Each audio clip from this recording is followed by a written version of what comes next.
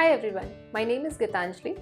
I am an artist, illustrator, surface pattern designer and Thanka painter based in Goa, India.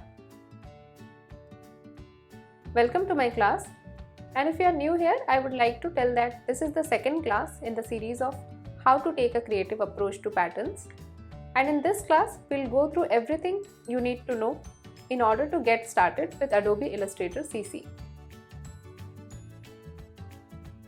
There are various classes about Adobe Illustrator basics, and initially I wanted to create a class just to share my own workflow. But then I realized even to share my workflow, it's better if I first share my approach to the program and how I see the tools, because there are so many ways of doing a certain thing in Illustrator. Also, my approach towards pattern design has changed a lot in the last few years. With the new updates from Adobe, Illustrator has become much more than a vector artwork design program. I use Illustrator for every single pattern I create.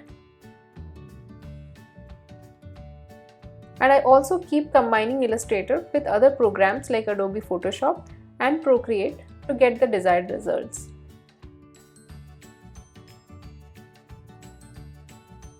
This class is designed for people who are completely new to Illustrator, or if you need a refresher in the basics.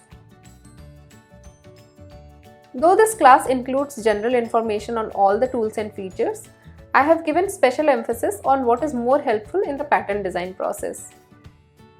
So without any further ado, let's get started with our first lesson.